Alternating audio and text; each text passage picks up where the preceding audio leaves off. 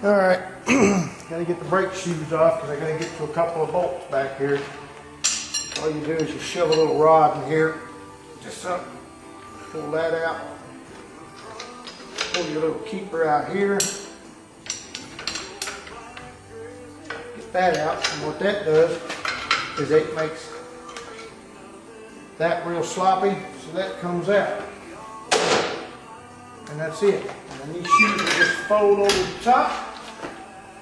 And you just toss them right there. Now I can get to all these bolts.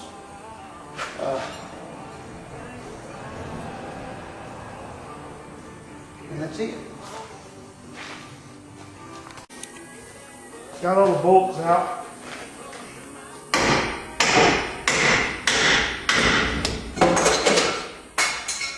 My can of oil.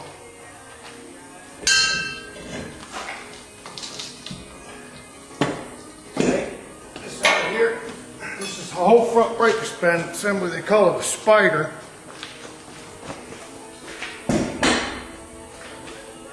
Now all we're left, this is the Hall effect switch for the ABS. You don't want to damage that. It would be pretty expensive to get another one.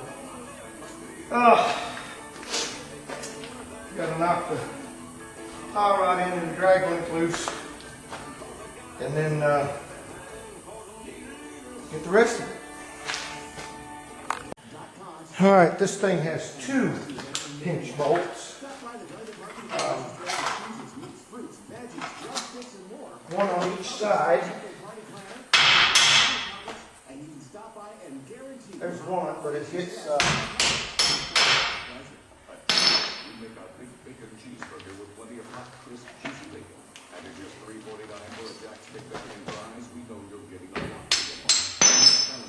there's one of the big bolts there. This one's hitting the stop nut. So I'm going to have to get a wrench and get the stop nut out.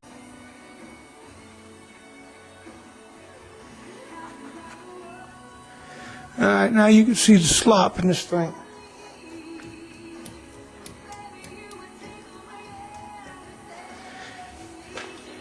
Alright, here's the kingpin. This is the pin that goes through here. Goes in through the top. You can see how sloppy it is. I mean, that thing should be snug going down in there. There's a bushing there in the top, about 2 inches long. Another bushing down here in the bottom, same thing. Those 2 bushings have to come out. What I usually do is either try and get a screwdriver underneath them and then kind of kink it in, or I will take a Dremel and then clean it up that way, and then we'll go from there. But yeah, that's the job right there. Alright, this is a tool I made. This is the bushing. Went inside here. What I did is I have a seal driving set.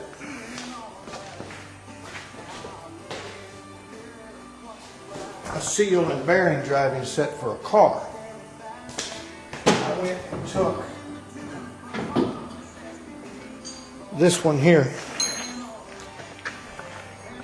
It was probably, I don't know, 10-15 thousandths too big. I put a bolt through it, stuck it in my drill press, let it run, took a grinder on the side of it until I got it to the size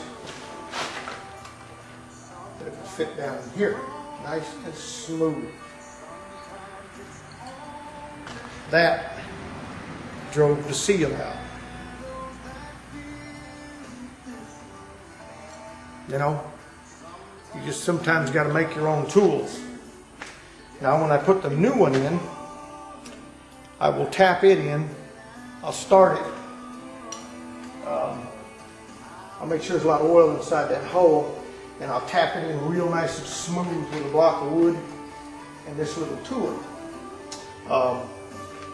What I'll also do is take and stick the old kingpin in there. I'll sand that kingpin down till it's kind of loose, and then I will stick it in the hole, kind of hold the seal straight, put it flush, and then tap it with a block of wood, and that'll keep it from cocking.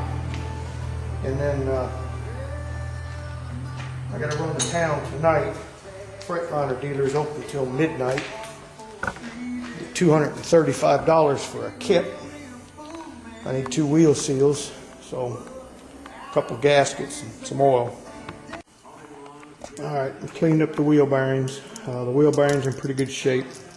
I figured because the oil was contaminated and the water got in there, burn them up, but you know, other than a few minor scratches, and this just to give you an idea how big that bearing is. That's the outboard bearing. That's the inboard bearing. Weighs about 3 pounds. Cleaned up the inside of the hubs and stuff. Bearing races look good on both of those. That's the right one, that's the left one. So basically I need a kingpin kit, 2 wheel seals and some oil. A couple of 6-hole gaskets for those covers, and I'll put new caps over those oil fillers. That'll keep any moisture from getting in. That could be what it was the moisture was seeping in through the wore out little plugs. But that's the end of part 1. Part 2 will be putting it all back together.